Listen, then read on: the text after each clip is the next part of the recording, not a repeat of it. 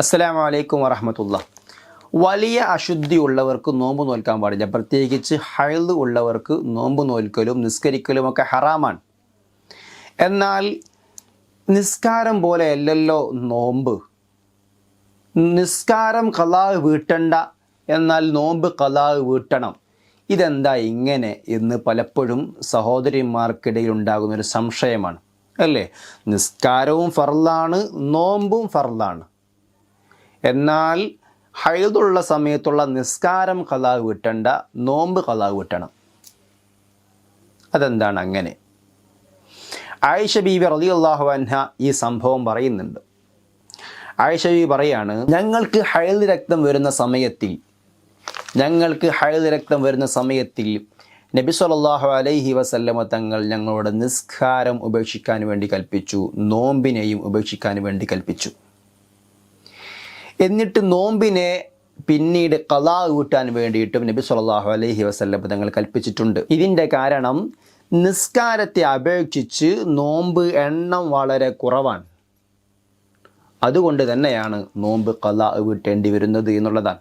നിസ്കാരത്തെ അപേക്ഷിച്ച് നോമ്പ് എണ്ണം വളരെ കുറവാണ്.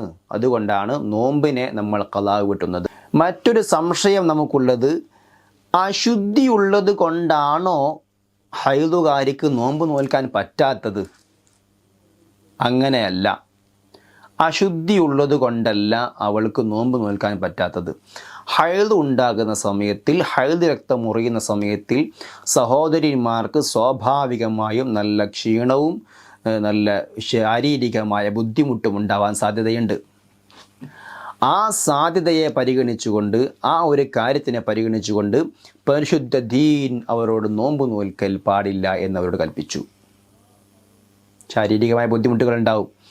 അതല്ല, ഈ അശുദ്ധി കാരണമാണ് നോമ്പ് അവർക്ക് ഹറാമാകുന്നത് എങ്കിൽ രക്തം മുറിഞ്ഞ് കുളി കഴിയാതെ അവൾക്ക് നോമ്പ് നോൽക്കാൻ പറ്റില്ലായിരുന്നു.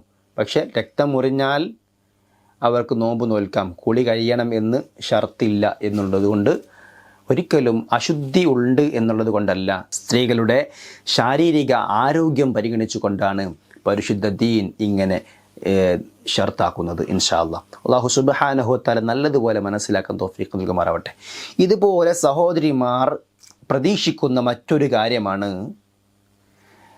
പ്രസവ സമയത്തിൽ അല്ലെങ്കിൽ ഗർഭിണിയായിരിക്കുമ്പോൾ അല്ലെങ്കിൽ കുട്ടിക്ക് മുലപ്പാൽ കൊടുക്കാനുള്ള സാഹചര്യങ്ങളിൽ നോമ്പ് ഒഴിവാക്കേണ്ടി വരാറുണ്ട്. ഈ നോമ്പിനെ ഖളാ വീട്ടേണ്ടതുണ്ടോ?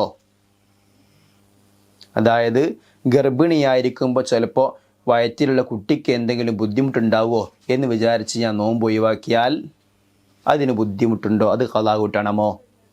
അതുപോലെ മുലപ്പാൽ കുടിക്കുന്ന കൊച്ചു കുഞ്ഞുണ്ട്, അതിന് മുലപ്പാൽ കൊടുക്കാൻ വേണ്ടി ഞാൻ നോമ്പ് ഒഴിവാക്കിയാൽ അത് ഖളാ വീട്ടണമോ?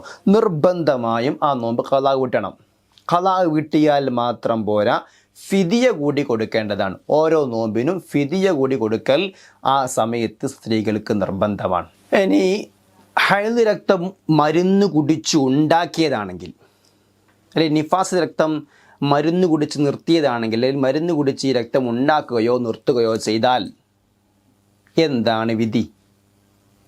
അത് അവരുടെ ശാരീരികമായ ആവശ്യമാണ്. ചിലപ്പോൾ ശരീരത്തിൻ്റെ പ്രയാസങ്ങൾ പരിഹരിക്കുവാൻ വേണ്ടി അങ്ങനെ ചെയ്തെന്ന് വരാം. ശാരീരികമായ ബുദ്ധിമുട്ടുകൾക്ക് പരിഹാരം ഉണ്ടാവാൻ വേണ്ടി ചിലപ്പോൾ മരുന്ന് കുടിച്ച് രക്തം നിർത്തേണ്ടി വരികയോ അല്ലെങ്കിൽ രക്തം ഉണ്ടാക്കേണ്ടി വരികയോ ഒക്കെ ചെയ്യാം.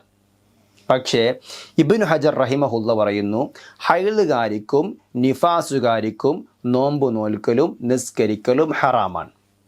എങ്ങനെ?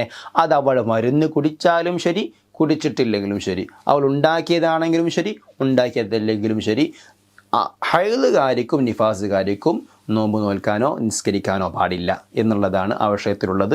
മരുന്ന് കുടിക്കുക കുടിക്കാതിരിക്കുക എന്നുള്ളത് അത് അവളുടെ നഫ്സുമായി ബന്ധപ്പെട്ട, അവളുടെ ശരീരവുമായി ബന്ധപ്പെട്ട കാര്യമാണ്. ഇൻഷാ അല്ലാഹ് ആ രീതിയിൽ അതിനെ കാണുക. സഹോദരിമാർക്ക് എപ്പോഴുണ്ടാകുന്ന വിഷമം എന്ന് പറഞ്ഞാൽ, അശുദ്ധിയുള്ള സമയങ്ങളിൽ ഞങ്ങൾക്ക് ഇബാദത്ത് എടുക്കാൻ പറ്റുന്നില്ല, ഞങ്ങൾക്ക് വല്ലാത്ത വിഷമമുണ്ട്, എന്താണ് ഞങ്ങൾക്ക് ചെയ്യാൻ വേണ്ടി കഴിയുക? ഹൈദുള്ള സമയങ്ങളിൽ നിങ്ങൾക്ക് ചെയ്യാൻ പറ്റുന്ന ഒരു മനോഹരമായ കാര്യമാണ് ദിക്റ് ചൊല്ലുക എന്നുള്ളത്. ദിക്റ് നമുക്ക് എത്ര വേണമെങ്കിലും ചൊല്ലാം, അശുദ്ധിയുള്ളപ്പോഴും ചൊല്ലാം. പ്രത്യേകിച്ച് റമദാൻ മാസമാണ്, ധൈര്യമായിട്ട് ചൊല്ലാം. അഷ്ഹദു അല്ലാ ഇലാഹ ഇല്ലല്ലാഹ് അസ്തഗ്ഫിറുല്ലാഹ് അസ്അലുക്കൽ ജന്നത വ അഊദു ബിക മിനന്നാർ അല്ലാഹുമ്മ റഹംനി യാ അർഹമർ റാഹിമീൻ. രണ്ടാമത്തെ പത്തായാൽ അല്ലാഹുമ്മ ഗ്ഫിർലി ദുനൂബി യാ റബ്ബൽ ആലമീൻ. മൂന്നാമത്തെ പത്തായി കഴിഞ്ഞാൽ അല്ലാഹുമ്മ ഇത്ഖിനി മിനന്നാർ വദ്ഖിൽനിൽ ജന്നത യാ റബ്ബൽ ആലമീൻ അല്ലാഹുമ്മ ഇന്നക അഫുവ്വുൻ തുഹിബ്ബുൽ അഫ്വ ഫഅഫു അന്നി. ഇങ്ങനെ ദിക്റുകൾ ധാരാളം ഉമ്മമാർ വർദ്ധിപ്പിക്കുക.